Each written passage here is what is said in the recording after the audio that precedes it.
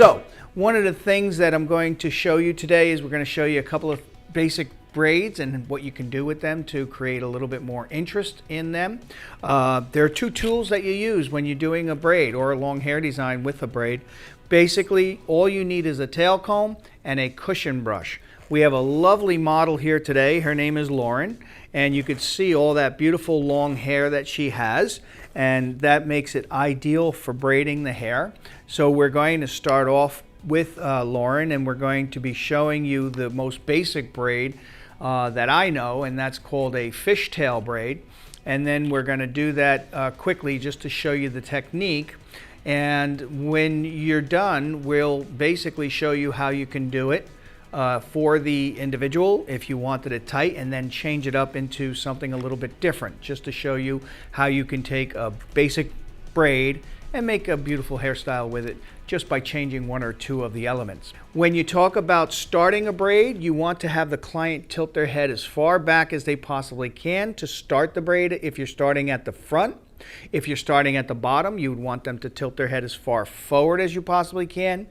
But if you're going to start at the front, you start with the client's head tilted back. Once you reach the crown area, you want the head in a straight up and down position. And then when you get down to about the occipital bone here, you want to tilt the hair forward. The other thing about a braid is that a braid will always be looser if you do it on dry hair. And if you do it on wet hair, it'll be much tighter and much stronger of a visual. As we do what we call a fishtail braid, some people call it a herringbone braid, just like in hair cutting. Never get wrapped up in the idea of the terminology that is used. Many people call many different braids different things. But what we're going to do is we're going to tilt the client's hair back, and we're going to start off with a triangle base, and we're going to just take the center of that triangle base, split it in half, and just simply crisscross this braid. What we're now going to do is we're going to look at our braid, and we're going to see if we pick up from this side, we want to pass it over to the other side. So I'm going to pick up with my tail comb, pass it over to the other side, and now I'm going to switch hands, and we're going to just continue this braid just like this, crisscrossing one side to the other, and we're going to continue this all the way down. As you can see, I'm already at the crown area, so in this last section here that I take with my tail comb, I'm actually going to change the position of the head, which we discussed earlier. Boom.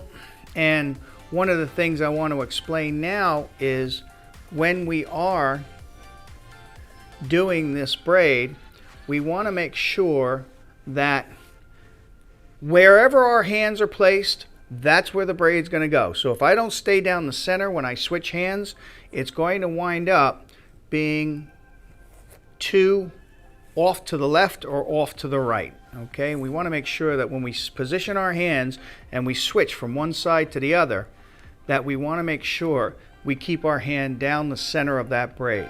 Going to continue taking one side, switch,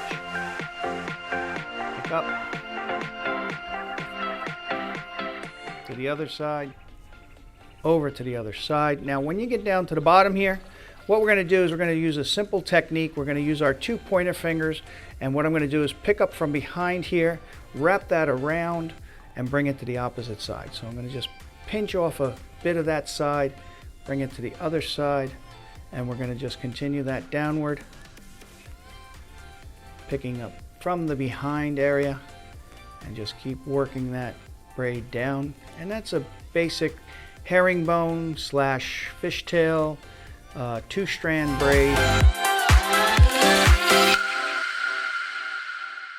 Once you get your braid all the way down to the bottom, there's things that you can do here where you could actually create a nice little bun, pin that up if you wish, and now you have a little bit of a braid / bun, or you could just leave it down like this, and you could see the finished results of the fishtail braid.